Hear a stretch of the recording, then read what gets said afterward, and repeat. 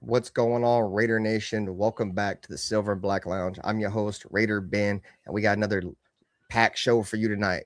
If this is your first time stopping by, make sure you hit that like button, subscribe to the channel, and turn on those notifications so you never miss another Raiders live stream.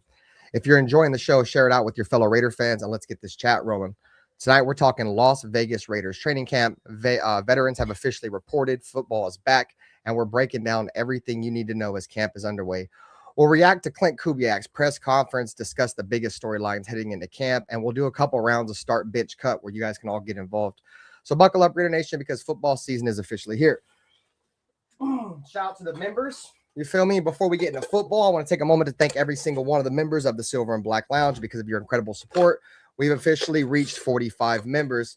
This is absolutely amazing, and I truly can't thank each and every one of you enough for believing in what we're building here. Whether you're a founding member in the silver tier, the black tier, or an Al Davis Club member, you're helping this channel grow every single day, and I appreciate every single one of you guys.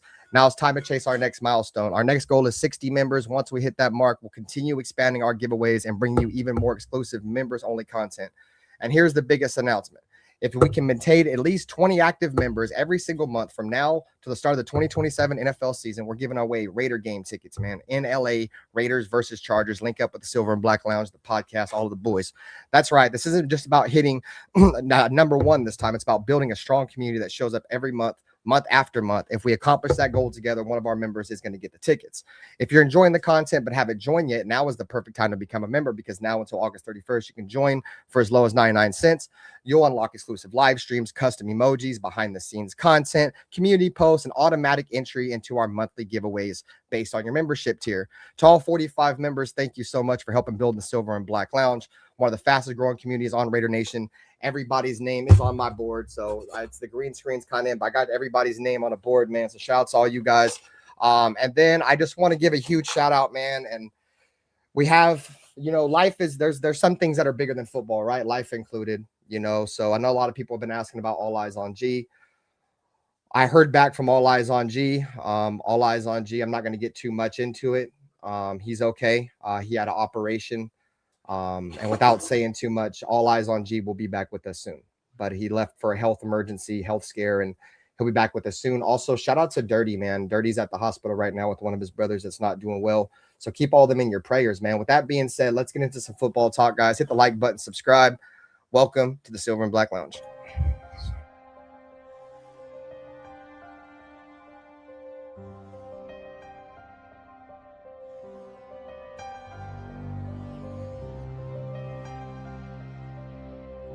They didn't have to say much. This is the Raiders. This is one of the most historic franchises in the NFL with a great history that I want to be a part of. I want to be a part of furthering that history. When you say commitment to excellence, okay, and you look at the walls around here, you look at the players on this wall, and there's a history. There's a history of Hall of Fame players here. There's a history of Super Bowls, and that's. And with all this situation and all this shit I went through, the biggest thing that I took from it is I don't give a what everybody has to say. Truly, I really don't give a. Play clock down to 1. Williams batted up in the air, and it is picked. Crosby. He has been a beast. I do believe that this is a game psychologically of intimidation and of fear. I don't mean cowardly fear, but fear. But the Chargers and all those teams. To be honest, I don't like any of them. I hate all teams. The other team's quarterback must go down, and he must go down hard. The Chargers. What I call the vertical game. We were going to stretch the field vertically. When we came out of the huddle, we weren't looking for first downs. We didn't want to move the chains. We wanted touchdowns. We wanted the big play, the quick strike. It's number one to say you want to do that. It's number two to say that you have the players to do it, but it's number three to do it. Hard. Try not to make mistakes, but don't worry about mistakes because there's only one thing that counts. Just win. Your commitment to excellence and your will to win will endure forever. You will not get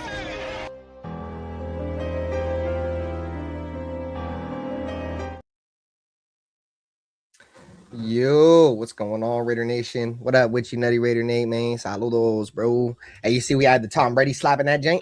I like that. I saw that right at the end. Yeah. Yeah, we had to I throw the like little that. Tom Brady I in there. like Outside that. of that, man, what's good with you, bro? You like that? Yeah, good, damn it.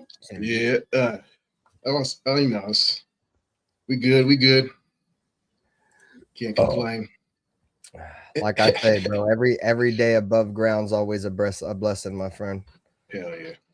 Shout out to the chat, man. We appreciate you guys for coming through. Give a quick shout out to you guys, man. We're going to talk a little bit about training camp today. Not much coming out. We got a Kubiak presser to break down. He talked a little bit about the quarterbacks. Everybody is healthy, so that's a plus. We'll talk a little bit about Vita Vea. A certain content creator came out and said that somebody inside the Raiders organization said that the Raiders have put in a trade for Vita Vea. I mean, take that for what it's worth. So anyways, man, shout out to you guys. We got Bruce Willis in here, man. Shout out to you. Shout out to my brother Dark in here.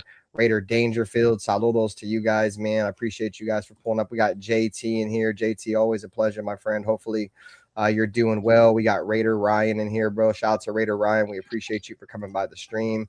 Charm City's in here as always, man. Thanks for coming by the stream, Charm City. Make sure you guys do us a favor, man. Hit the like button regardless of what channel you're watching on. This is a network. Whether you're watching, in the loaded box with Nutty Raider Nate and the Silver and Black Lounge at Raider Ben, or if you're on hashtag Raider Nation Network, man, with Dirty, hit the like button, subscribe. This community is building day by day, and it's all because of you guys. So, first and foremost, Nutty Raider Nate, everybody is healthy. So that's a plus. Everybody has showed up. Klint Kubiak spoke a little bit about it. He was asked about it. We're gonna get into the press conference. I should have got the timestamp for because I really didn't want to listen to the whole thing. I really just want to listen to the beginning, which was the injuries and the end. But as I find the timestamp, Nutty Raider Nate, how we feeling just overall? The team is at camp today. And according to Coach Kubiak, everybody's healthy and everybody's ready to go full go tomorrow. So, what's your thoughts? Yeah, that's all great news. Can reflect like after 3 days, but we have a starting. Kobe Dean, the key piece of the defense. We're going to need him ASAP. But I also heard we're not hitting for another 5 days, so they got some time before that. So it's more like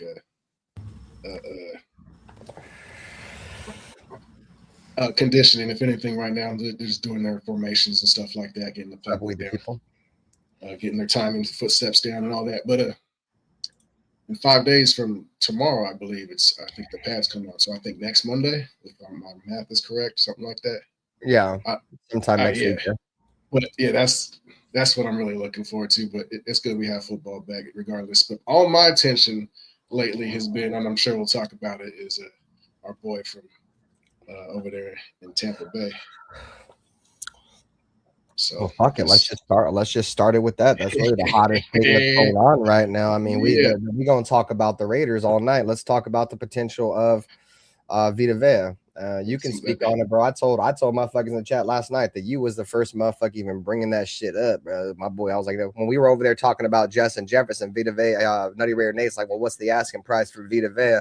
Yep. So talk on it, bro. All about the trenches. I'm always looking for the trenches, and it was by luck, really. I was sitting there watching ESPN one day, and I saw Vita Vea was holding in. He was in Tampa Bay, so it was more likely he was going to sign, but there was a slight chance he might not have. And I've been saying since that day I saw that episode on ESPN, since I saw that episode, it was a wrap. So, I think that would be a huge piece to our defense. And people act like 31 is old, but I think nose tackles, they can last a few years longer than that. I want to say Vince Wilfork lasted till like his late 30s. So we get Vita Vea over here, and he really wants to play, and he's on the 9th island out here. I think he'll be at home. He'll want to stick around for a while. So, and I think we can make it happen. Call me crazy, but I think the guaranteed money is a real thing. We can offer guaranteed money, even if we only offer what the Bucks are going to pay him. Right? Yeah. I mean, and that's really what it comes down to is if we can put some guaranteed money on it. Yeah. Like, bro, I see teams work around, all these expensive ass. I mean, the Kansas City Chiefs when a lot of us thought, was it 5 years ago or so, when he signed a 10-year, $500 million contract, Raider fans are like, oh, fuck, well, they're not going to be able to do nothing now. You know, the guarantees is really where it's at. So, dude, this is my opinion on the Vita Vea situation. I said it a little bit last night. Do the Raiders think they're going, or not think, I guess think's a good word. Do the Raiders think they're going to be competitive this season? If they really feel like they're going to be competitive, what up, Marcus Banks? And I'm saying, if the Raiders feel like, you know, they're a 7, 8, 9 win team, you know, maybe you make the trade because Vita Vea can take your defense over the top and you might be able to get a couple more wins. So a 7-win team could be a 9-win team and sneak into the playoffs. So it really just depends on where they feel at with the roster. It's a lot like the Devontae Adams situation. So I believe Devontae Adams like 30, 31.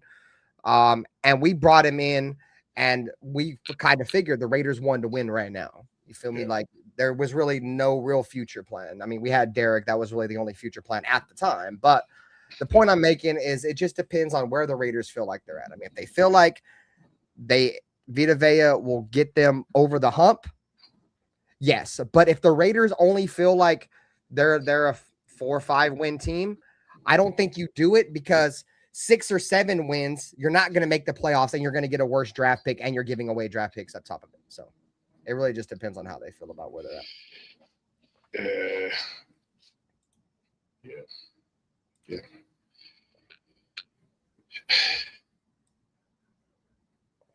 I mean, like I said, it's if I'm all for it, bro. I'm all I have a for feeling. it. Hold on, my bad.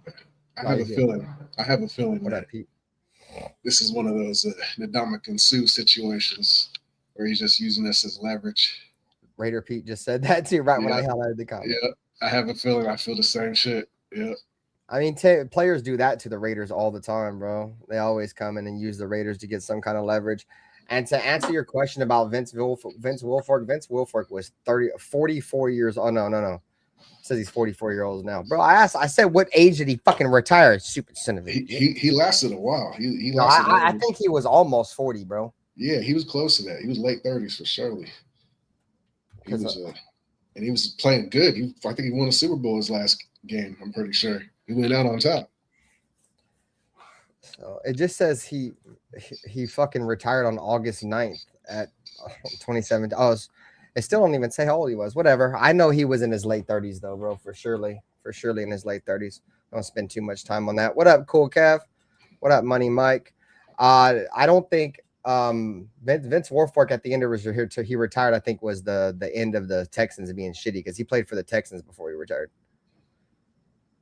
So shout out to Conan. He said, I'm gonna do a 3rd round pick in a heartbeat. Yeah, I think that would be the value, I think, for Vince Wilfork, because of his age, bro. And you got to give him a lot of money.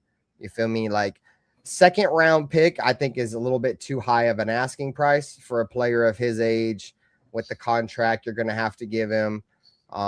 Yeah, so I think 3rd round's where it's at. If they want a 2nd round pick, bro, and the Raiders, you know, don't want to lose no picks this year, I mean, you could potentially give him a 2nd round pick next season. You know, say a 2028 2nd round pick. So this year he's potentially free. I won't be the man, but not for a 2nd. I'll give him a 3rd in Michael Mayer. Do they have a tight end over there? That dude Odin. He's okay. I think his name's Odin. I don't even know if he's still there. I don't know. Yeah, fuck the Buccaneers. Yeah, fuck the Bucks. Raider Dangerfield said, I think Vea in the middle would take us from maybe playoff contenders to playoff contenders with an upgraded middle of our defense. You know, I'd be willing to agree with that. It's really going to come down to the health of Maxx Crosby. Now, if Maxx Crosby can stay healthy for all 17 games and have a healthy Vita Vea next to him for all 17 games, the Raiders could set themselves up for something good next year. But, you know, I hate bringing up the I word, you know what I'm saying? But a lot of the Raiders, you know, defense has to stay healthy, bro, from Maxx Crosby, the leader of the Raiders defense, to, you know, Nakobe Dean, who we just picked up, you know what I'm saying? Like, We have a lot of players. Eric Stokes, bro, respectfully. Eric Stokes stayed healthy last year, but Eric Stokes has been a player that's been injured his entire career. We have so many starters on our defense, guys, that are only one call away from the injured reserve. You feel me? And I'm just being honest. I hate to say it that way, but that's just the way it is. Hey, bro, we got the Raider Nation Drinking Club in it. Hey, shout out to the Raider Nation Drinking Club, bro. I've been trying to get you on my show for the longest time, gang. Hey, it's a fucking pleasure, bro. He's been holding it down as a Raiders season ticket holder for a long time, bro. That's Thor, no? That's Thor, bro. That's Thor. Yeah. Hey, man, saludos, bro. I got to get my brethren in here, bro. Real town business, you feel me? Type shit. Hey, I appreciate you for joining, bro. Much love, Raider Nation Drinking Crew. But what were we talking about? My bad, bro. Kind of threw me off. Oh no, we were talking about the health of the defense, bro. If we stay healthy, if Maxx Crosby legit can just stay healthy himself for 17 games, that I think would be enough to propel the rest of the defense. But we have to have Max. He's got to stay healthy, bro. Like we can't.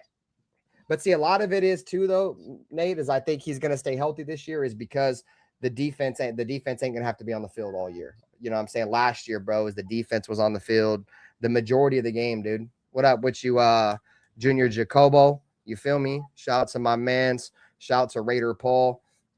We could have run the ball, bro. We gotta get Thor up in here, man. He said, I'm definitely down, man. You know what time it is. Yeah.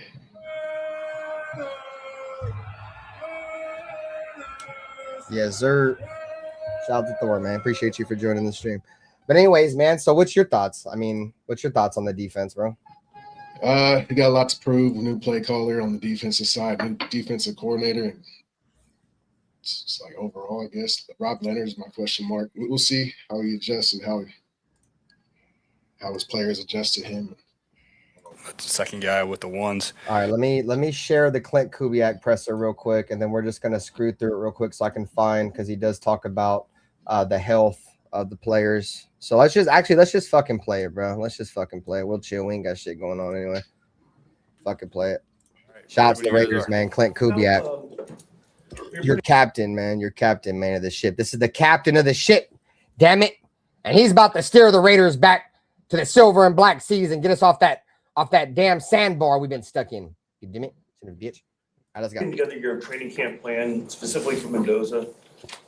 How do you put together something definitive and knowing that you have to adjust during camp? We get the off day, so we can reflect after 3 days, but we have a starting point on, where those reps want to be for the guys. We're really thoughtful about how many reps each guy's getting against what defense. There's going to be times where it moves and certain guys are with the 2, certain guys with the 3s. We'll get a second guy with the 1s. We have an early on plan, but it's always a moving target. Clint, at the owners' meetings, when we asked you about kind of your foundationals, you said you wanted to talk to the team before you told us. And first day of training camp, what is a foundational truth for every practice in their building a regime for Klint Kubiak? Yeah, team first approach is the number one thing that we're going to talk about. We talked about it all off season, but removing the word I from our verbiage as much as possible and thinking about the team, how we can make the team better, players, coaches, administrators, and just trying to keep the I out of the building as much as possible. So what's your thoughts on that question and the way he responded? Nate, how I took that is, and I will agree, bro. There's been a lot of me in this organization for a long time. Look at me. I play for the Raiders. I'm the best player. Look at me. I'm the coach. I coach for the Raiders. A coach ain't never had no good coaches.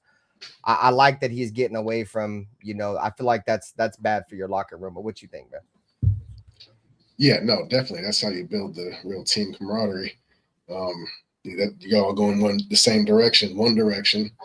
And hopefully this year they're all on the same page and they're calling plays that actually make sense and that they practiced before. And I expect to see a big improvement as far as guys being on the same page. I feel like we don't quite have the horses quite yet, and they're going to try to figure it out this year. But I like it. He's saying the right things. I mean, he's not lying. So let me test the pulse of the nation, man. Test the pulse of the nation, man. The Silver and Black Lounge, the Loaded Box, the Raider Nation Network. What up with you, Rulis? What up with you, Mike? Do you guys think there's been like a lot of, selfishness in the Raiders organization? Because I feel like it has, and I feel like a lot of it had started with Mark. And I'm not trying to throw Mark under the bus, bro, but he's been probably one of the most selfish player, one of the selfish people in the organization. He's the owner, and when the top is selfish, everybody else starts to become selfish. But that's just my opinion. But let us know in the chat how you guys feel. Over the season, before you left off for the off season, you said that you could ruin the off season in 40 days. With that being said, how much effort and emphasis have you noticed from your team coming back in? And also, what were some things that you believe you did for yourself personally that got you mentally prepared to come back in this building? Yeah, I guess we'll find out tomorrow at practice, how those guys spent their time. Just left a conditioning test. You guys did a great job there, but, playing football is a whole lot different than running 60 yards. So, we'll find out who the most self-motivated people were. As far as myself, it was just very important for our entire coaching staff to go be with their families and recharge that way, because you're so much more excited to come back in the building and work your tail off, when you are recharged. So I left them alone. I'm sure everyone does their own little things in the off season. I'm always going back to watch what we did, watching our cut-ups, and just getting as familiar with the players as possible, so that come here, in about 12 practices, we're putting guys in the right position to make plays on game day. So there you have it, bro. He's pretty much talking about how, players, because if you guys remember the last time he spoke, it was like 30 days or 40 days or whatever till they would have to report to camp. And he was pretty much asked, well, how do you think the players responded? And, broke it right there, guys. It's pretty much just a conditioning day. Everybody checked out condition-wise. You feel me? So condition-wise, everything's good. Bullets will get to flying, not actual padded practice, but there will be actual football played tomorrow.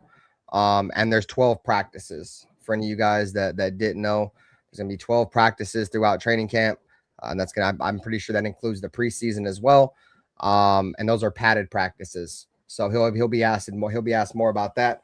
But let me hear what you guys were saying in the chat about selfish people within the Raiders organization. So Dark said removing the I is damn near impossible. I think he meant straightening out the egotistical and selfish players. And that's coaches too, Dark. There's been a lot of egotistical and selfish motherfuckers, not only just as players, but inside the organization, whether it be coaching, assistant coaching, and that trickles all the way down to, ball boys and all that shit, bro. So Charm City said there's been some selfishness for sure. Cool Kev said it started with Gruden. Okay, so Gruden's first term or Gruden's second term? It would be my question to you, Cool Kev. So Circus said, yes, a lot of selfishness, and shout out to the law offices of Circus Raider, man. He said, yes, a lot of selfishness. It starts with Mark's selfish desire to keep his barber employed.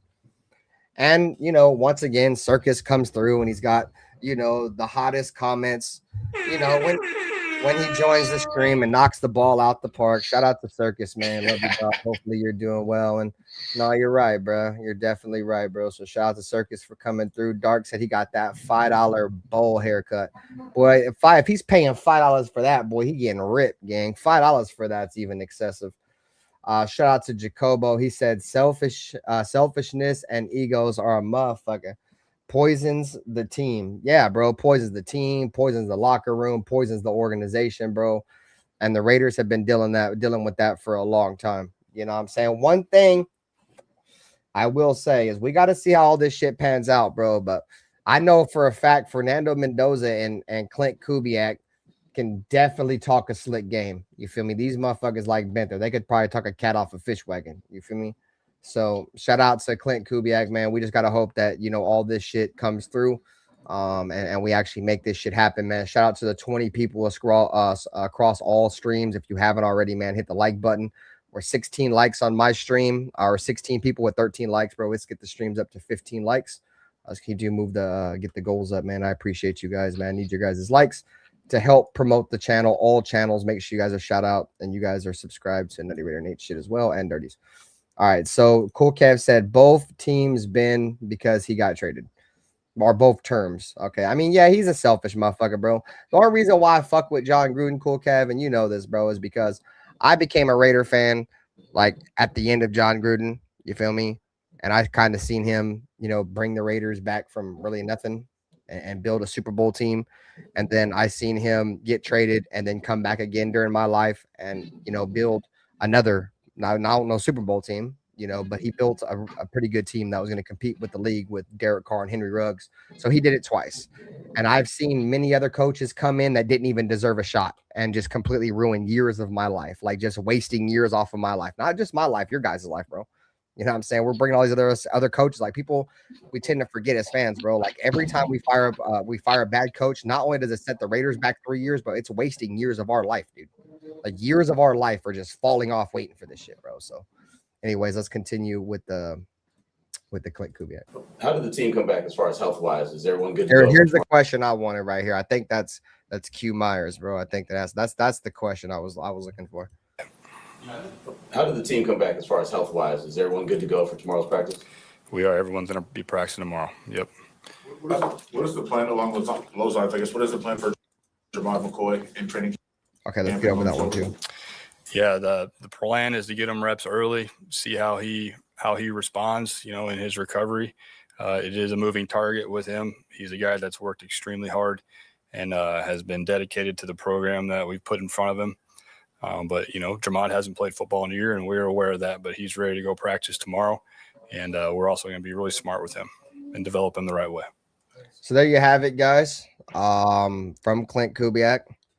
Everybody's healthy. Everybody's good to go. Jamad McCoy will play on a snap count, and he's a moving target. And what he means by moving target is that they're going to keep an eye on him because of his knee. So anyways, we kind of went over our overall thoughts. You have any final thoughts on the overall health of the Raiders, Nate, before we move on to the next part of the stream or the next part of the press conference? Just cross your fingers. Hope. Bunch of hopium going around right now. Yeah, bro. I mean, we just got to come out of camp healthy, bro. And I think we'll be in a good spot for real. But health is key. Not just what I'm going to see. You guys are going to. All right. So. And that's what stands out.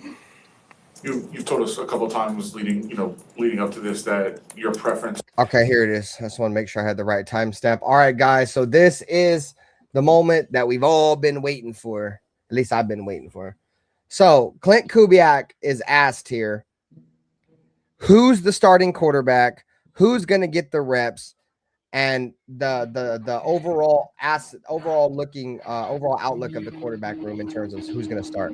So here you go. Let's have it. What up with you, father and son? And that's what stands out.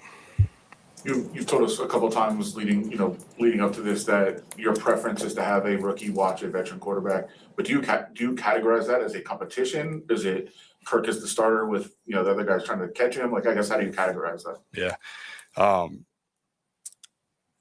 For every position, there's got to be competition, right? The best player has to play. And that's not just what I'm going to see. You guys are going to see it in the preseason games.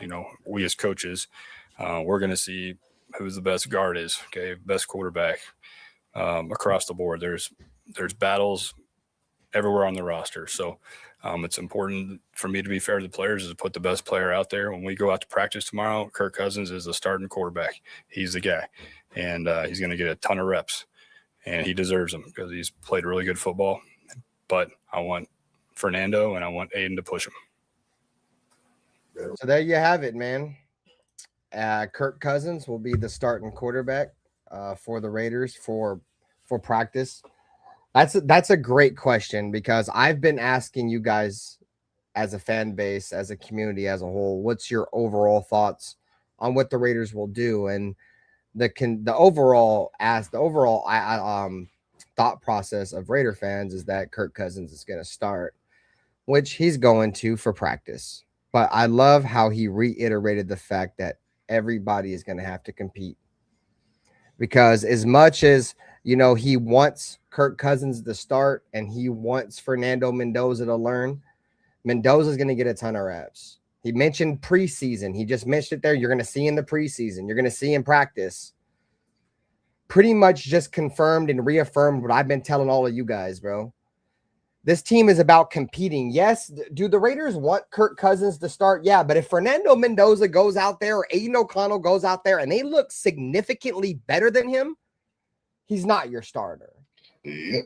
So all you guys, you feel me, respectfully, that said that he's going to be the starter. He is for practice, but right there, Kubiak pretty much just doubled down the fact that, yeah, he'll start tomorrow, but he's going to get pushed. And pretty much what we've been telling you over here in the lounge, on the podcast, in the box, and on the Raider Nation Network is the best man will win this job, period. And coach pretty much reaffirmed it there. As much as, you know, Kirk Cousins has put up great numbers, you know, with his age, I think there's some real talent in this quarterback room that's going to push him, that can beat him out. So that's just my overall thought process. You guys let me know in the chat how you guys are feeling about Klint Kubiak's overall, what he said about the quarterback room. Anyways, Nate, what's your thoughts on it? Man, my thoughts on my neighbors are pissing me off. They're over there doing demos and shit fucking at 9 o'clock at night. What up, Pistol? What was that? I didn't hear you. What'd you say they were doing? Demo. Demos? Yeah. Demo. They're construction. They're fucking they're building the house. I don't know. Oh, at your spot? Yeah, next door. Yeah, my neighbor. Oh, okay. I was confused. I thought the Raiders were demoing. It's throwing me off. I keep fucking I keep good. looking at the clock like these motherfuckers. All right. What were we talking about? My bad. We was talking about how Klint Kubiak said that, you know, Kirk Cousins is going to start tomorrow, but, you know, he expects Fernando and Aiden to push him, and pretty much the best man will win the job. It's not just given to Kirk Cousins. The only thing that's given tomorrow is tomorrow's practice. Oh, that's how it should be. And then once again, Exactly. I'm gonna go back to what I said earlier. They still don't have pads on. So once they put the pads on, we'll get a real idea of where everybody's timing's at. So right now they're just kind of running through plays and conditioning. So and it's good building camaraderie right now and seeing who the dogs are, I guess.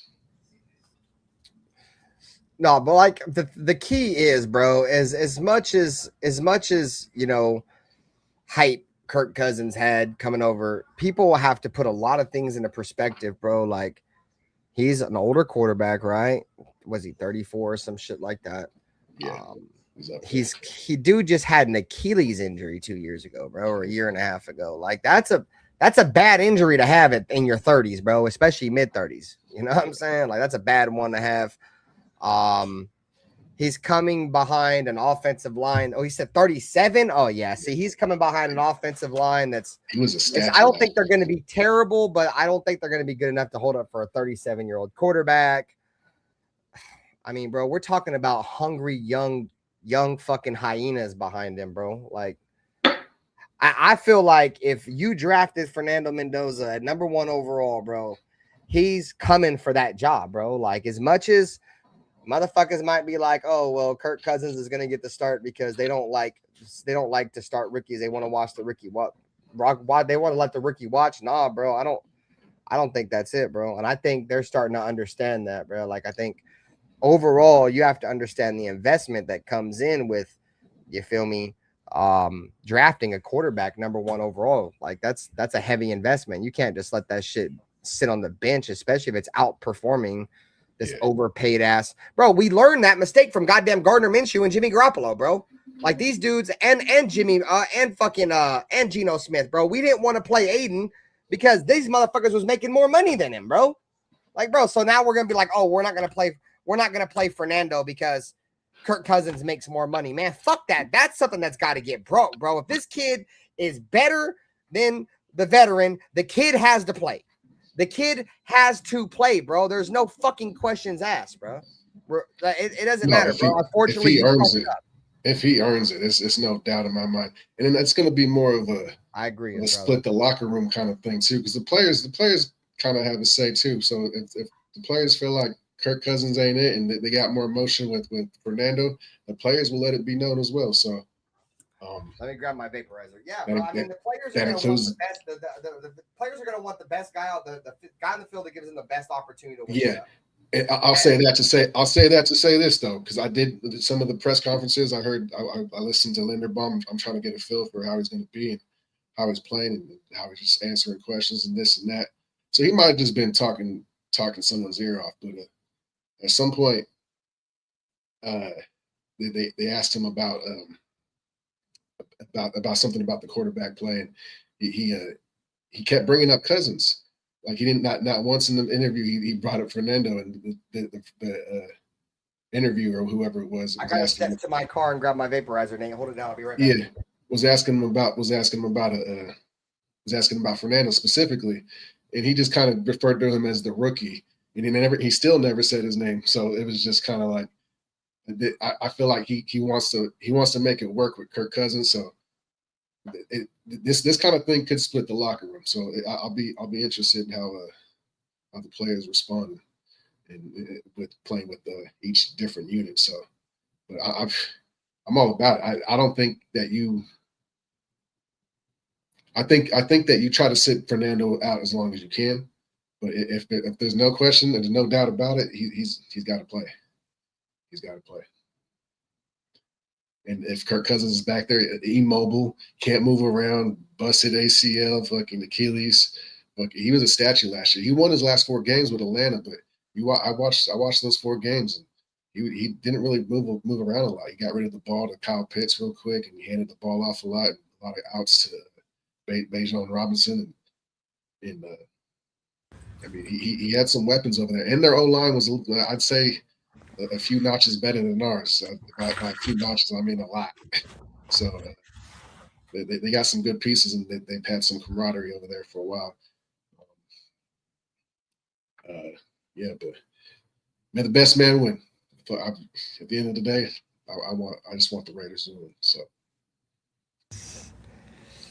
Yeah, man. So, like I said, bro, I think at the end of the day, a lot of Raider fans obviously want to start for Fernando Mendoza because obviously the position he was drafted on, we want the Raiders to move on with the youth movement. But I think a lot of us will also agree, whoever gives us a chance to win the games next year is who I want. And Kirk Cousins, bro, I'm going to keep it a beat there, dude. Cousins is a good player when he's healthy, dude. Like, he is. But I think Fernando Mendoza is good too. I just think the issue with Fernando is how fast can he pick up being under center, bro?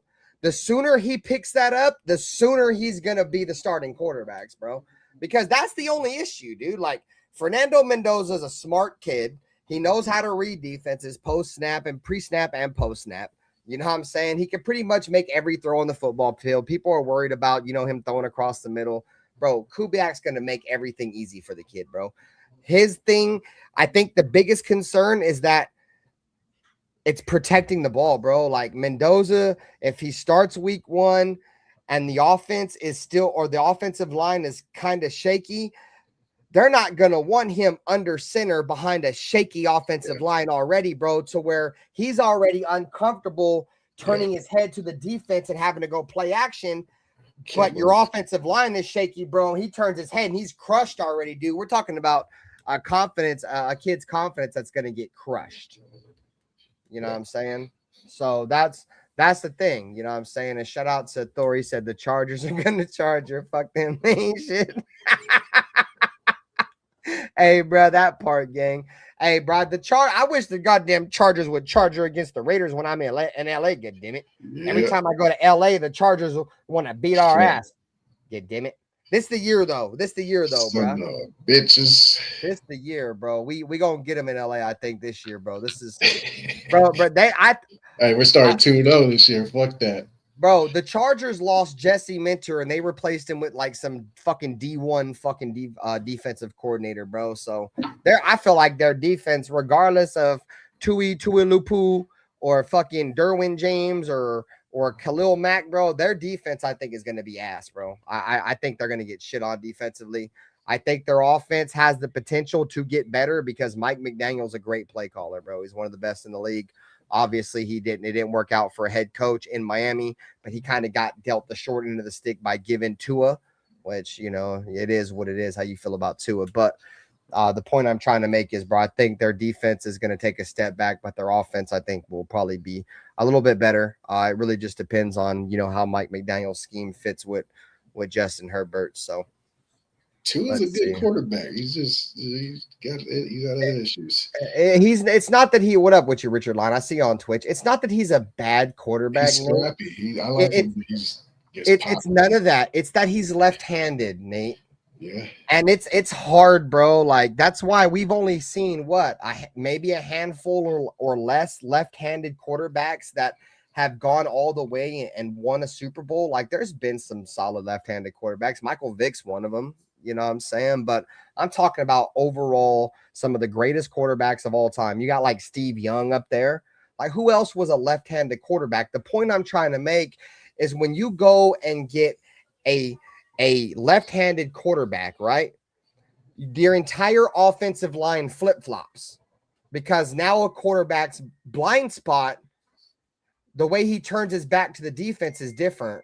So when you have a right-handed quarterback, which is most of the league, your left tackle is your quarterback's blind spot.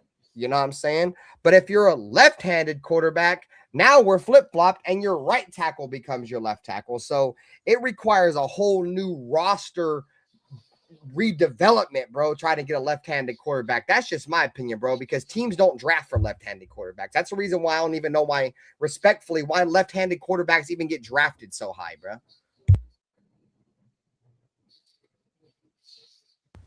That's just my opinion. You're entitled to that, but I think he's good. It's just unfortunate he can't stay healthy. No, and I think he's good in his own. But the point I'm trying to make is it's hard.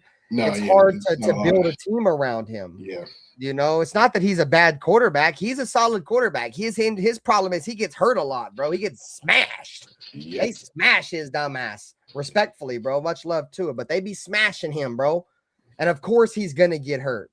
He's a gritty bastard, bro. He'll take them hits and get the fuck up. That boy will get concussed and still want to play, bro. I ain't taking nothing from the kid, bro. And he's a gunslinger. He beat us.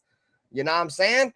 So the point is, it's just hard to build a team around that because typically teams aren't built around left-handed quarterbacks. That's the only point. That's the reason why I think it's going to be hard for Michael Penix to be successful, dude. Like, I think that's a perfect fit for them. That's why they went and got Tua, because now they can completely build their whole fucking team around left-handed quarterbacks. That's the point I'm trying to make, chat. You feel me? Like, now the Falcons are like, we're not going to go get a backup right-handed quarterback because that's not going to work because our offense has to be built around a left-handed quarterback. And that's the thing with left-handed quarterbacks is that in a way, it kind of handcuffs you as a team. You feel me? Because now you're stuck trying to get right-handed quarterbacks that can play with right tackles who are supposed to be. It's just fucking stupid, bro. Respectfully, bro. But at the end of the day, I think Tua is a solid quarterback. It's just hard for, you know, a team to build around a left-handed quarterback. So shout out to A-Bomb, bro. I don't want to bring no drama into a football stream, but much love to you, man. Shout out to Thor. He said our new O-line coach is the most important person on the team right now, and get Nando in there on the O-line. And get Nando in there if the O-line is right. Oh, Fernando, for sure. That's the point I'm trying to make is that, let's get your thoughts, Nate. Like Rick Dennison, bro. Like, what's your thoughts on the overall? I mean, of course we've talked about it before, but Super Bowl winning offensive line. He's got the accolades. He's been around for a while.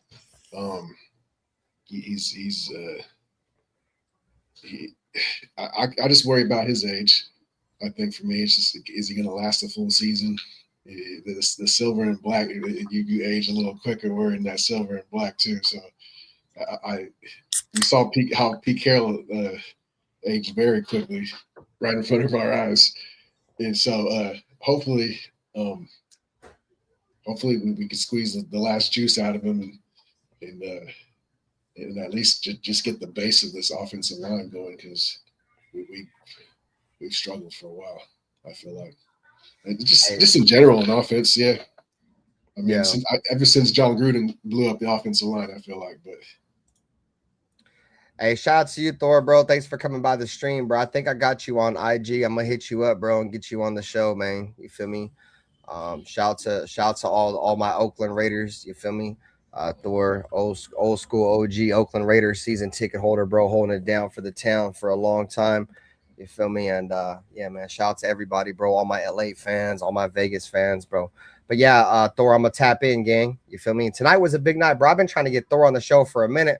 You feel me? But I haven't been able to find a way to get in his contact. So now he knows when Silver and Black Lounge jump in his DM, he knows it's been there, man. So look forward to having you on soon, Thor. Take care of yourself, my friend. And like he said, bro,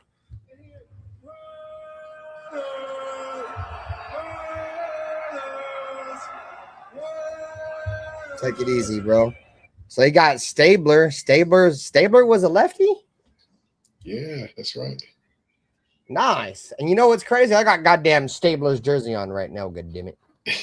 And I didn't even know he was a left-handed quarterback, and I'm here talking all that shit. Hey, Stabler is a fucking Super Bowl winning left-handed quarterback, though. You can put him up there with Steve Young, like them guys I talked about earlier, them successful ones. See, the Raiders had one. We had one. Hey, bro, it's crazy. I honestly did not know that, bro. And that's why I got the chat, man. That's why I said you guys are the heartbeat of the show, bro. I knew that. Yeah, I knew that. I didn't really think about it. It's kind of slipped your mind. Yeah, type shit. Hey, bro. So we're gonna get into our first start bench cut segment, chat. So this is gonna be an overall NFL start bench cut. So you're gonna see overall NFL players, guys. So we're gonna get the first graphic up on the stream right now. This is running backs. All right. So start bench cut segment, running backs in their prime, my boys. Start bench cut, Barry Sanders, Walter Payton, Adrian Peterson. Let me see what you guys got in the chat for your boy, Raider Ben, and the homie Nutty Raider Nate, man. Wait, who you got, Nutty Raider Nate? That's crazy. Well, my favorite football player of all time had to be Barry Sanders. When we were playing football in recess, I used to shake everybody like I was Barry Sanders. I thought, type shit. Yeah, so Barry Sanders is my GOAT as far as running backs. So we got to start Barry, and then Adrian Peterson. I feel like I can't cut Adrian Peterson, but Walter Payton, what the fuck? Yeah, bro, you can't. I can't do it. Yeah, I honestly think I'm just gonna take them the way they're lined up right there, bro. Actually, no, was a dog, bro. He was actually. I'm gonna take Walter Payton over Barry Sanders. Yeah, that's crazy, and that's only because Barry Sanders had to have a short career. That's crazy. He lasted 10 years as a running back, played for the sorry ass Lions. He kind of retired early out of his contract, but he played long enough. But yeah, I mean that's a tough one. It's a toss up, bro. And the Lions gave him no help year after year. Now you're convincing me, good damn it. Yeah, garbage. You are right. He was running side to side on the field like a fucking damn video game, bro. That shit was nuts. I used to watch him like, oh, yeah, that was sick. Like, yeah, bro. I think I'm shifting. Yeah, I think I'm gonna take it as it on screen. My original. I didn't watch Walter Payton like that. That was before I started really watching football. And Adrian Peterson was an animal, dude. The way Adrian Peterson ran the ball, bro.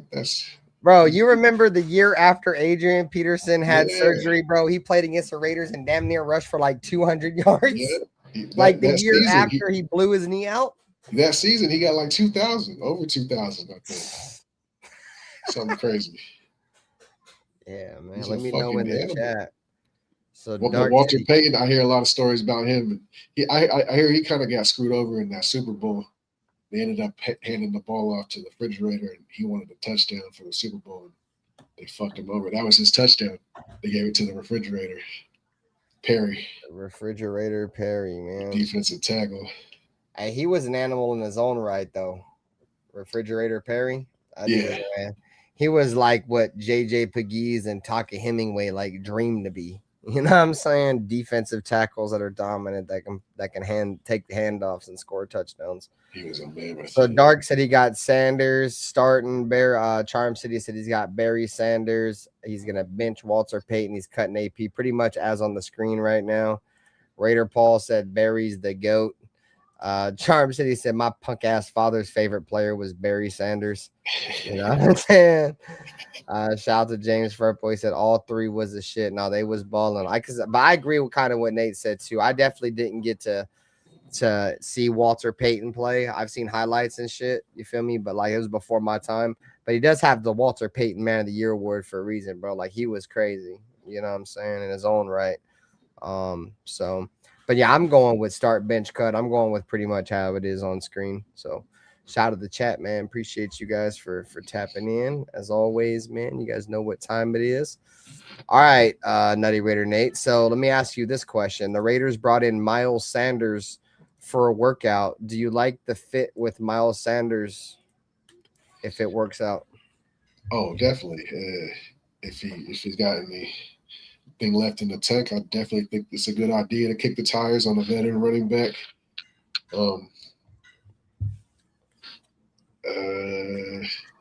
Yeah, who. I mean, we could have brought back Zamir White, I guess, but no, you're you know what I mean? Yeah, man. so Knock that off. I guess anything's better than Zamir White. So, I mean, the only other running back we got besides a rookie, bro, is Lauby. Yeah, Wimby or Himby. Yeah, but I said the only running back we got that's not a rookie. Yeah, okay. Yeah. Everybody else, I mean, obviously Genty's not a rookie, but like all the other backups are pretty much all rookies. Lobby's got no experience, bro. He's a fucking special teamer, if that. So that's the reason why I think that third position. Miles Sanders, for sure. He's got some good film up at least, so he showed him how to be a pro, I guess. The cliche shit, but I definitely think we slept on bringing in some more running back depth for competition, at least for that last spot. Because I think Himby's also coming off an injury. So, yeah, Himby's going to be interesting, bro. I think he can really make the team, bro. He just got to be able to play special team just a tad bit better than Lauby, and I don't think that's asking for much. He's small. What's his size? He's too small, Himby? I think, to play special. He's little, bro. He's like 5 something. I guess as a returner, I'm speculating here. Oh, he's not that short. He's 5'11". 200. 205. 5'11", 207. Yeah.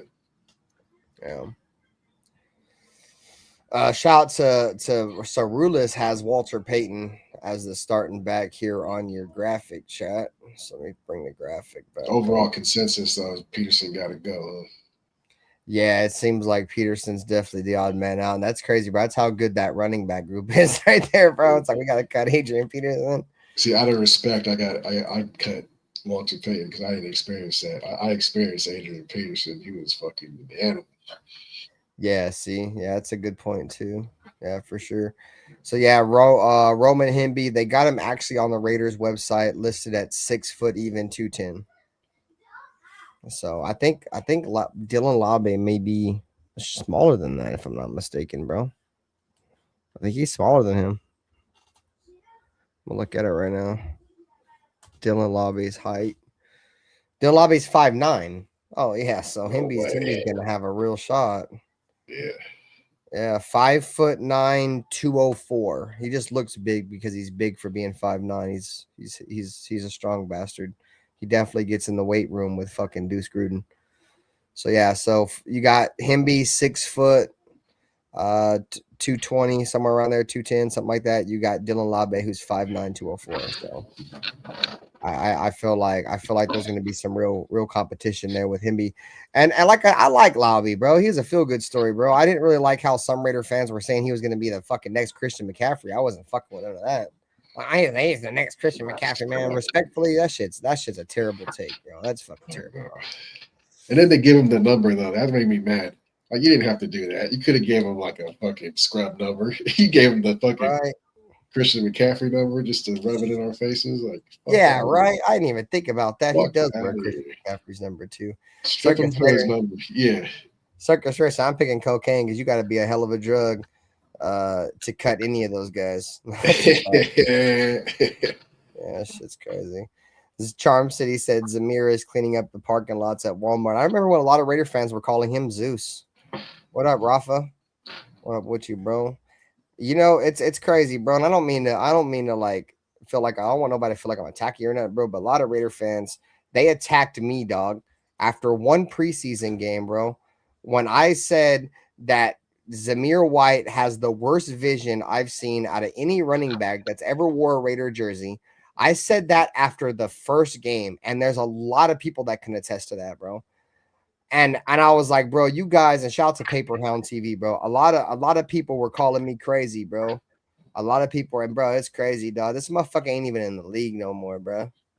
He ain't even in the fucking league, bro. It's just, you feel me? Like we all know, bro, as a community, dog, we know ball over here, bro. You feel me? Like a lot of motherfuckers. The only motherfucker that I know was on the Zamir White train over here was goddamn Anthony Provencio, bro. He was the only fucking one, bro, that was riding with Zamir White, bro. And he rode that bitch. He rode that Zamir White shit till the wheels fell the fuck off, bro. You feel me? Hey, you already know what time it is, Charm. I was in this bitch. I was like, bro, Zamir White will run into a light pole out in the middle of the desert, dog. Like, come on, bro. That dude is terrible. Bro, that dude was literally fucking trying to get piggyback rides from his offensive line his entire career, bro. The motherfucker finished his career with more fumbles than touchdowns. He changed his whole style when he got to the Raiders, bro. He had a different style when he was in college, and he ran behind a Georgia offensive line. They told him he's like a power back, and he started running like he's fucking nobody can tackle him. But that wasn't the case. He played behind Georgia's line. That's the thing, bro. Is like people got to understand how good that Georgia O line was, bro. They were borderline the best offensive line in the country. Brock Bowers was part of that team, bro.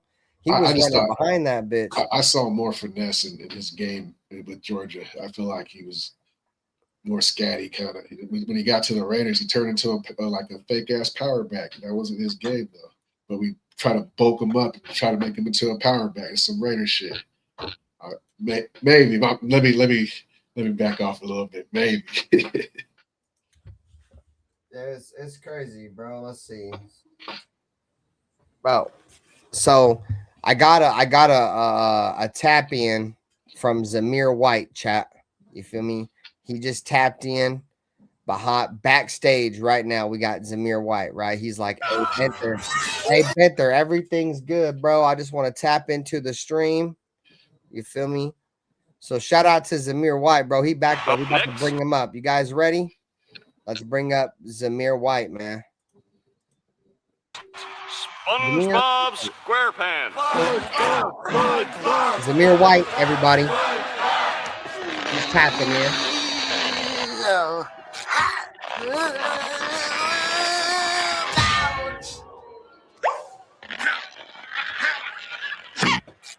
What up, Zamir? Just kidding.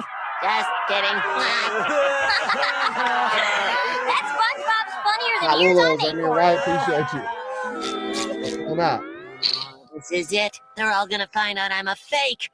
I can't give up. I've got to try. I can do it. I've got anchor arms. I'm no wimp. I'm a jerk.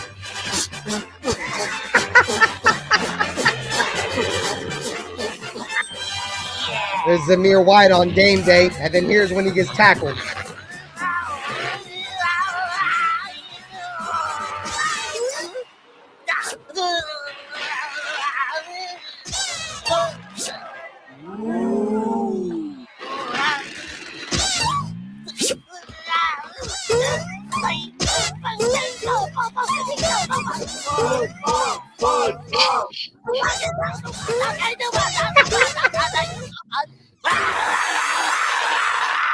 There's his arm.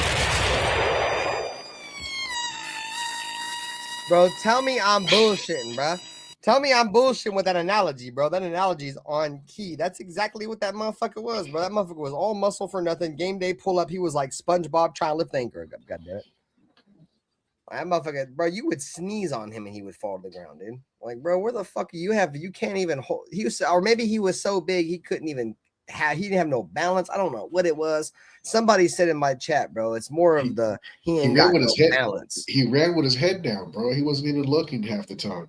He wasn't preparing. He wasn't setting anything up. He was just running straight, fucking head down, fucking nobody can tackle him. But that wasn't. Hey, Rulus, there was a lot of Raider fans, bro. I won't say a lot. There was Raider fans that said we could replace Josh Jacobs' production with Zamir, Amir, and Sincere. And we looked at these Raider fans, and I looked at them like this, and I said this. Check this out, goddammit, you son of a bitch. Jacobs is him. And Jacobs went on and led the league in rushing. Goddammit. Zamir White had fucking averaged 2 yards per fucking carry his entire career and had more fucking fumbles and touchdowns. Fucking crazy talk, you damn it, you son of a bitch. The fuck y'all was on smoking? I saw what was going on. So I'll admit it. I was part of the crowd, but I wasn't like, oh, we got to get rid of Josh Jacobs. Zamir White's the answer. I saw the vision because it was just another regime change. We got personnel doesn't fit, the scheme fit, and the roster, the way the roster's built, and you know how McDaniels was in the Patriots over there. That they have a running back by committee. So I saw kind of what was going on, but definitely we fucked up by not retaining Josh Jacobs. But and now we thought we were saving money, but we ended up paying Ashton Genty the same damn amount. Bro, you know what's fucked? Not even Nate. And now because I'm about to get emotional, get damn it, because I love Josh Jacobs. Bitch. Hey, check this out, bro. Josh Jacobs was at the Super Bowl press conference thing, bro, and he told Raiders media that he would work for free. God damn it, you son of a bitch. He said he would work for free. He said, make my contract 100% incentive based, and I will go out there and earn my bread. And Josh McDaniels said, go fuck yourself. And not only told him to go fuck himself, but made him sit out in a fucking car with Maxx Crosby, who was his other fucking brother with Raider tattoos, and didn't even fucking say nothing, just said, fuck you. You can sit out there for 5 hours. Fuck you, Josh McDaniels, you fucking piece of shit. And I say that in the most disrespectful way possible. I spit on your nasty fucking piece of shit. Fuck you, Josh McDaniels, piece of garbage. Only thing you did good was understanding that Derek Carr was at the end of his career. Outside of that, bro, you're a piece of shit, and I spit on you if I see you, fucking cocksucker. Fuck you, son of a bitch. Stupid. I mean, like I said, Derek Carr, obviously it wasn't a great move to move on for Derek Carr because we moved on him for Jimmy Garoppolo, but we all knew Derek Carr, he was at the pinnacle in the twilight of his career, bro. You feel me? Like, he was only probably going to play like 2 or 3 more solid years tops. And Josh McDaniel just said, fuck it. And he ripped the Band-Aid off. It hasn't been shit since. Yeah, it's been shit. But that's typically what happens when you have a fucking franchise quarterback for fucking how many fucking years it was, 9 years with Derek. And you go on and you don't get another franchise quarterback. Obviously, you're going to fucking have a lot of speed bumps in the road. You know what I'm saying? But the Raiders' plan wasn't originally to get rid of Derek and get Jimmy Garoppolo. They wanted Tom Brady. Tom Brady said, fuck no, I am done with football. So Josh McDaniels started fucking panicking. You know what I'm saying? Then the Aaron Rodgers shit came out. The Raiders wanted Aaron Rodgers. They couldn't fucking get Aaron Rodgers. Then the Lamar Jackson trade came out. The Raiders tried their fucking hat at that. That didn't work out. And guess what happened? Come on, Jimmy Garoppolo. Come on in, bro. Fuck it. We ain't got nobody else. So, you know, it is what it is, bro. At the end of the day, though, I hope that everything is turned around and we got a franchise quarterback now and we can stop thinking about Derek Carr, bro. Hopefully Fernando Mendoza is the quarterback that makes us no longer even mention Derek, you know, and that's the most respectful way possible, bro. Like, I have a lot of love for Derek, you know, and a lot of my criticism of Derek is because how much I expected from him, and I feel like he officially retires. I'm not acknowledging him. Yeah, I mean, I feel you. I'm with it. I mean, if he goes and plays for another team again, fuck him. You know what I'm saying? It's like I said, bro. Once a Raider, always a Raider. For me, respectfully, bro, only counts once you retire. If you go play for another team, I don't give a fuck what you do. You know what I'm saying? Unless you're one of my favorite players, bro, I'll kind of root for you. Like I ain't gonna sit here and be a hypocrite, bro, because I don't want the Packers to win nothing before us, bro. But whenever the Packers play, bro, you know, shout out to Josh Jacobs. You feel me? But I didn't have that love for Derek, bro.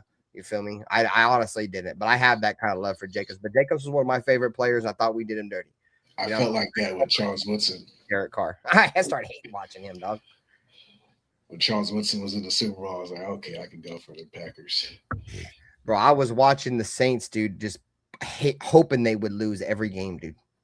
Bro, I used to watch them how I had watched the Niners, bro. I would just sit there and just root, please, Derek Carr, don't do nothing. Yeah, bro. Place his ass. Just root against him, dude, at the highest of all downfalls, dude. Yeah. And hey, Derek Carr with Klint, and it's crazy, bro. It's crazy how everything comes full circle. That year he had Klint Kubiak, bro, and he was fucking cooking with Klint Kubiak before his shoulder gave out. You know what I'm saying? So a shout out to Klint Kubiak. Just shows, bro. I mean, he probably got the best out of Derek Carr since, you know, John Gruden, you know, because John Gruden had got canceled or whatever. But he had Derek Carr cooking. It's just I think Derek Carr just wore his shoulder out, bro. That's why I don't think he's in the league now. I think his shoulder injury is probably more severe than what's come out. So Raider Dangerfield said, now we went from Gannon to no one for 10 years. Then we got Derek for 9 years, then nothing for 4 years. Mendoza is another. Hopefully we'll get him for 10 plus years. Yeah, I'm with you, bro. Like, that's the thing, bro. We got to get some continuity somewhere, bro. It all starts from the top. You know, I like the fact that Mark Davis kind of took the back seat with the Klint Kubiak introduction, kind of held his role as more of an owner than a GM, you know, like, because he was up there with the coaches and shit, bro. Just, bro, you're not your father, bro. Just take a step back. It's okay to do that, bro. You're the owner of the team. You don't have to be the fucking face of fucking everything, dog. Like, just step the fuck back. You then told everybody, bro, you don't know nothing about football, bro. Just step the fuck back. And he actually sat in the crowd this time. He let, you know, Spytek do his job, you know, and I'm excited for that, bro. I think the Raiders have a plan. Will the plan work? Now that's a story for another day. Yeah, will the emails be released again? Part 2? Bro, will Klint Kubiak fucking they come out and do some bullshit and cancel him next as soon as we get it right? I mean, who knows? But that's why I hate to say. I know a lot of Raider fans hate Tom Brady, bro. Yeah, I don't know how any other way. I don't know any other way to say it, bro. To make this sound realistic, it might sound dumb to some of y'all, but dude, our downfall started with Tom Brady. And as much as the NFL loves Tom Brady, if it don't work with Tom Brady, I really don't know who it's going to work with, dude. I'm just being honest with you, dude. Like, because the NFL loves him, dude. If they don't love him when he's on the Raiders, they're never going to love anybody on the Raiders. And we are touted to be, like I said before in previous streams, we are mankind. You know what I'm saying? Like, we are, if this is an entertainment business and this is the WWF, we're mankind, bro. Like, we are the heel. We get beat up all the fucking time. We're never going to win. Once we're on the precipice of winning, we get fucking choke slammed to the cage on WrestleMania and we fucking lose. I hate to make wrestling reference, but that's the point I'm making. Like, bro, we are the laughing stock because that's what he was. That's the last time I watched wrestling was like mankind. You know what I'm saying? Only thing he was known for was putting the sock in people's face. Exactly, bro. And that's pretty much all we're known for, dog. Is putting sock in people's face and lose. You know what I'm saying? So something's got to change, goddammit. And if they don't change, then motherfuckers have been saying that the NFL is scripted and it's an entertainment business now, bro. And if it don't work with Tom Brady, bro, I'm officially gonna say that we are the victims. We are the losers. We're gonna get beat on every single year. We are gonna be the team that pushes everybody to the Super Bowl. And that sucks. But shout out to Al Davis. As much as I love Al Davis, and we all love Al Davis, he sued the league, and the league hates us because of that. You're right, bro. But at the same time, we shoot ourselves in the foot year after year. Just dumb decision after dumb decision. Like, no structure. Like, it's a lot of shit that needs to be changed that we can fix.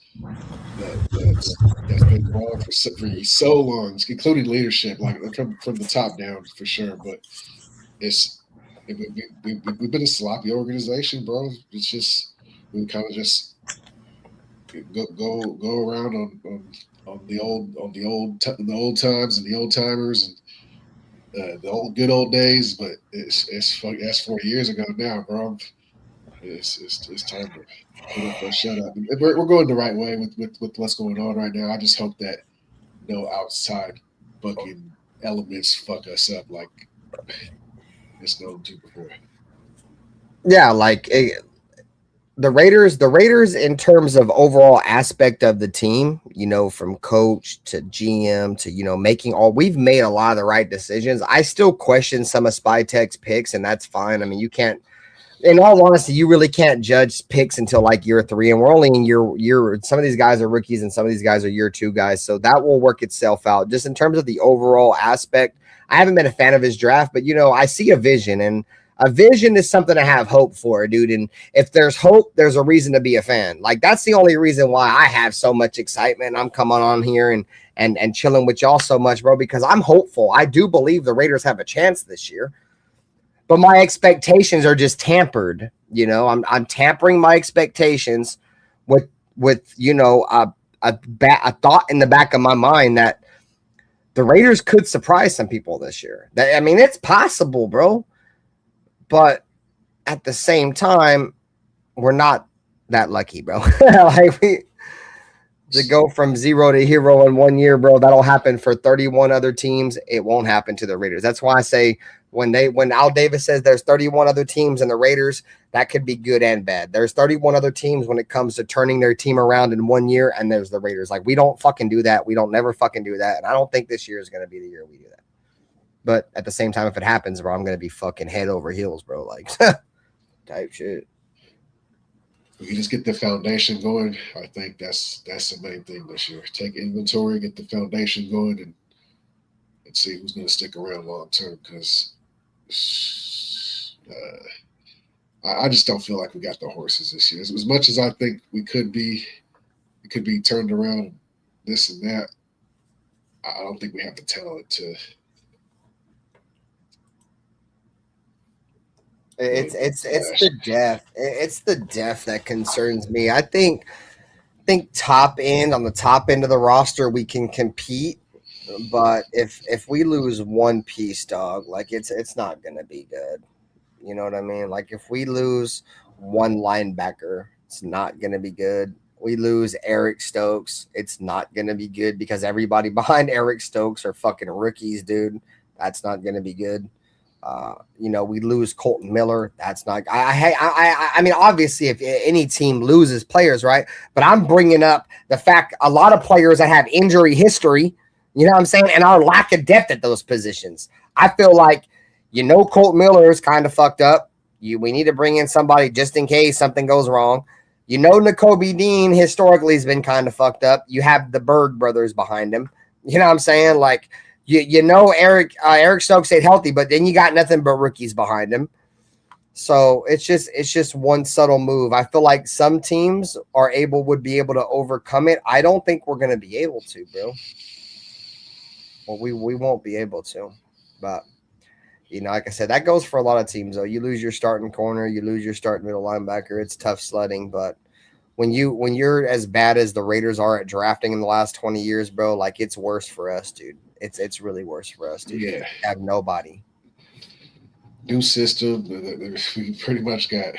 I heard somebody talk about this the other day. We got 2 sets of rookie classes pretty much because the rookie class last year barely got any play, or we didn't see enough of them. So 2 different organization regime draft classes. Yeah. And there's already like speculation that Besh is just not going to make it. Who was one of the first motherfuckers on here saying Jack Besh sucks, dude? I said that after his first fuck, bro. This dude's fucking terrible, dude. I don't know what the fuck Spy Tech selling Jack Besh, dude. I hope I'm wrong, bro, but I don't fucking see it at all. And I don't. I hear, you know, he didn't play until the end of the year with Pete Carroll and blase, bro. That shit's all cool and all, bro, but he sucks. They're outside of Pete Carroll not wanting to play rookies. There's a reason why he didn't want to play Jack Besh. Dante Thornton started week 1, and he was a 4th round pick. You want to know why? He may have not been great, but he was at least able to create separation against Caillou Blue Kelly. You want to know why Jack Besh couldn't get on the NFL on the field in games? Because he couldn't create separation against Caillou Blue Kelly, who was arguably the worst cornerback in the National Football League last year out of like 200 and something starting corners, bro, or something crazy like that, bro. You couldn't create separation against him? Like, come on, bro. I've been kind of quiet about Charles Grant just because we didn't really see enough of him. But dude out of St. Mary's or whatever, the basketball school, like that's our big backup plan for when Colton Miller retires. That's crazy. And then we go ahead and bench him. We keep him on the bench and we bring in Forsythe. Let him be the worst tackle in the league. Like, what are we doing? What are we doing? I don't like that backup plan, though. It's like, bro, Stone Forsythe was literally out there getting obliterated, bro, and you had no confidence in the guy that you traded down to acquire picks for, like at all. Like to the extent of I'm gonna let my quarterback get sacked 60 plus times. That's fucking unacceptable, bro. But maybe it was all in fucking thought of the future, and the Raiders were tanking last year, dog. I mean, that's possible too. As much as I don't believe in tanking, bro, that's a heavy possibility, bro. The Raiders went in last year with so many scapegoats, dog. Every year the Raiders have a scapegoat, dude.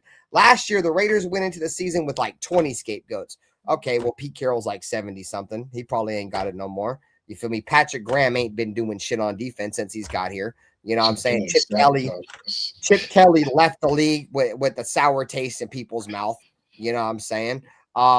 He could be a problem. He's coming back from college. You know, we're going to bring in Brennan Carroll, who's never even had a coaching offensive line that's been worth the fuck ever. You know, there was a million scapegoats. Let's bring in Caillou Blue Kelly, who's the worst corner in the league. So that's the reason why I think last year tanking probably was on the table, bro, because they couldn't individually point somebody out for being the determining factor on why the Raiders were so bad. Pete Carroll was a terrible coach. Patrick Graham still sucked. You know what I'm saying? Caillou Blue Kelly was a terrible corner. The draft class was low-key shit outside of Ashton Genty. Like, there's so many scapegoats, and that's in my opinion, that's the recipe to the number one overall pick, because you can't be like, he's the reason why we got the number one overall pick. Yeah. I mean, the only person you could say was the reason was Mark Davis, if you're just going to say anything, because he's the owner of the team. He bought in Spytech. Spytech brought in Pete Carroll, and it didn't work. So that all starts with Mark. So that's really the only person. If there's going to be any scapegoats, it's Mark Davis. Yeah. Because he's the one who did it all, bro. Like, none of this shit would be possible without him, and everything else was shit. Spytech could have been like, well, he was shit, and then Pete Carroll could have been like, well, this player was shit, and this player could have been like, well, this coach was canceled. He said he was literally botching games. Like, there was so many fucking fingers to be pointed. You couldn't put your finger on any reason why the Raiders were bad last year. We were just fucking terrible, and I think the Raiders were probably, in my opinion, doing the most obvious tanking that wasn't obvious last year, bro. Like, that was historically bad. Dumb. What up, Willie Wayne? A lot of dumb decisions for sure.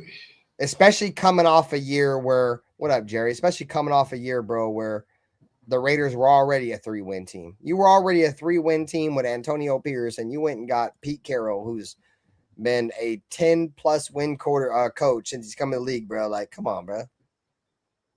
I don't know, bro.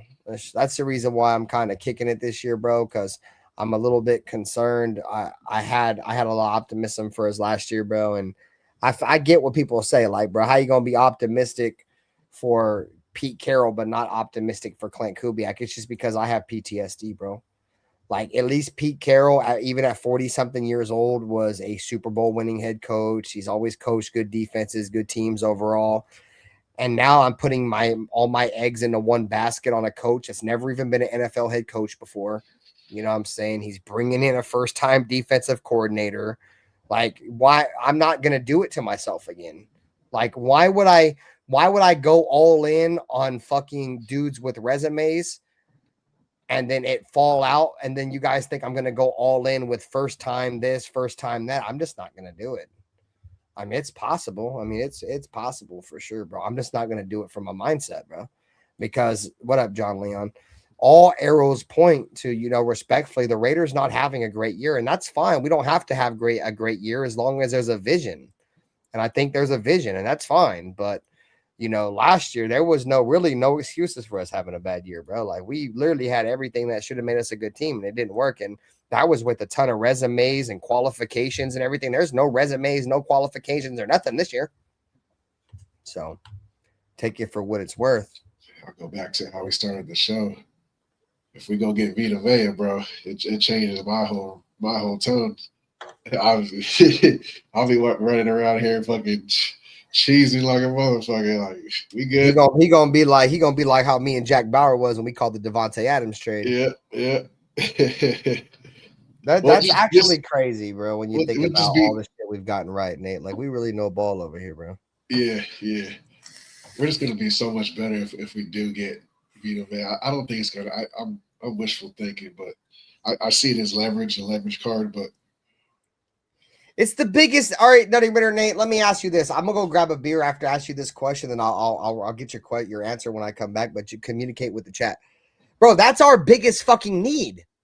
Outside a wide receiver, yes, we need a wide receiver. Yes, we do. We have transition. Look at me, god damn it. We have transitioned to a base 3-4 defense, bro. We don't have a base 3-4 nose tackle. Vita Vea is a base 3-4 nose tackle that says he wants to play for a California team or the Raiders. There's ties with Spytech. There's ties with Tom Brady. Bro, if that happens, we lit, bro. I'll be right back. There's too many connections, bro, to ignore it. He won a Super Bowl with Tom Brady. Our owner is Spytech. They got a little relationship, whatever. I think if third round, I give up a third round in a heartbeat. A third round and Michael Mayer. I give props to whoever brought that idea up, but I definitely think that could be on the table. Would I give up Adam Butler if they're asking for Adam Butler? I would. If not, I wouldn't offer him. I'd offer him Michael Mayer for sure. Maybe I don't think they need help at receiver right now. It's when I thought of JPJ. I throw JPJ out there. It's considering that he's got to prove himself again, but he's also injury prone, so I don't think Tampa really values him. I don't know what teams really value him at, but JPJ's on the table for me. And I like JPJ, but if we get a chance to get Vita Vea, even at 31, I feel like Vita Vea can still play another at least 5 years. So at like a high level. So I definitely if we could make that. Bro, I mean, if the Raiders can find a way to pull that off, it just tells me where this organization stands in terms of competing. I'll take back everything I said about Spytech. That's crazy. That's how quick he win me over. It's hard to find. It's hard to find guys that that fucking are pure interior nose tackles, bro, that are on the market. So if you can get one, you get one. It's just like how we got Linderbaum, bro. And this ain't no China jersey, goddamn it. It's a Mitchell and Ness Kenny Stabler, you son of a bitch. Stop hating on me, goddamn it. You some hating sons of bitches.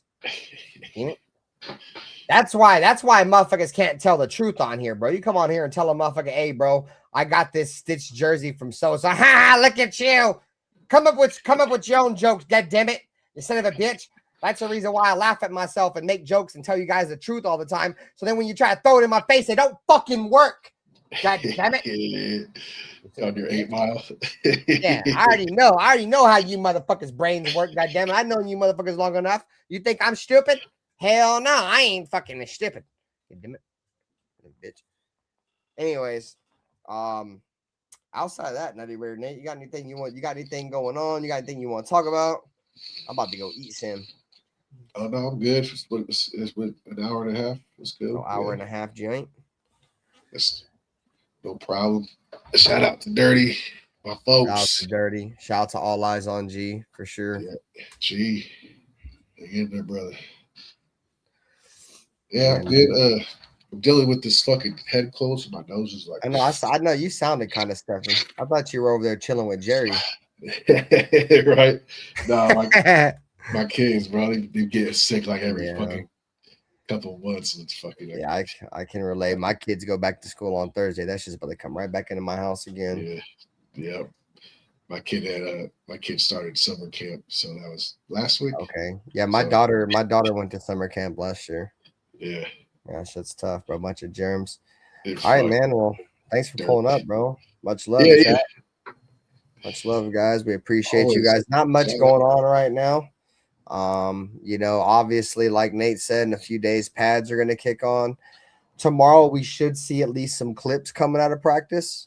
I might do a live stream tomorrow. I'll let you guys know, but there should be some clips coming out of practice. We're going to have a special guest on the stream on Friday, guys. A former Raider. He played for the Raiders during the preseason, didn't actually make the roster, but he's actually an actor now. So shout out to Dirty for getting him on the show. I'm not going to say too much. Just know former Raider. He's not an actor. He's a producer. I'm sorry. He's a producer of films now. So we're going to get him on the show on Friday. Like I said, I might do some pop-up lives, man. But overall, I do appreciate all of you guys, man. We all do. You know what I'm saying? Shouts to all of you guys, man. And we hope to see you on the next stream. Make sure you guys hit the like button and subscribe. And for Nutty Raider Nate, for Dirty, for myself, shout out to Dirty in his situation. Shout out to All Eyes, man. Keep them in your prayers. Love you guys, man. You guys take care of yourselves. You feel me? Take care of your loved ones. And as always, man, one nation, one family, one lounge, man. I'm out this bitch. Love you guys. Peace. Go Raiders, man. Take it easy, Nutty Raider Nate. I'm all right now. I'm all right now.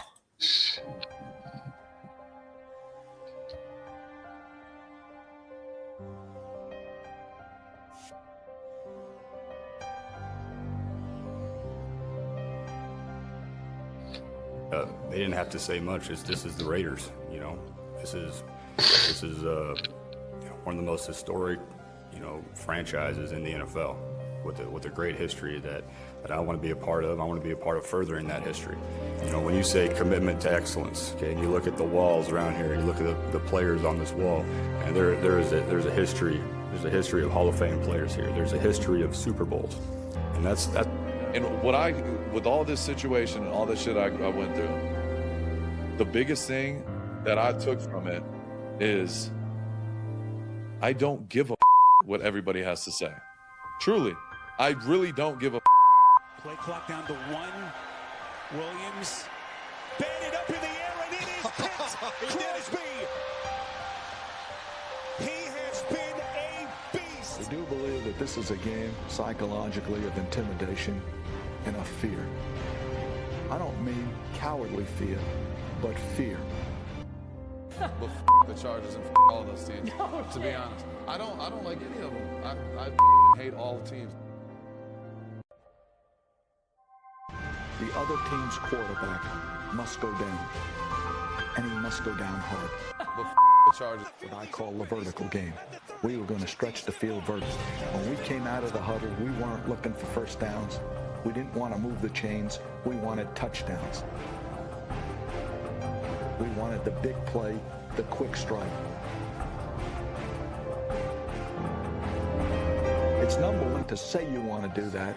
It's number two to say that you have the players to do it, but it's number three to do it.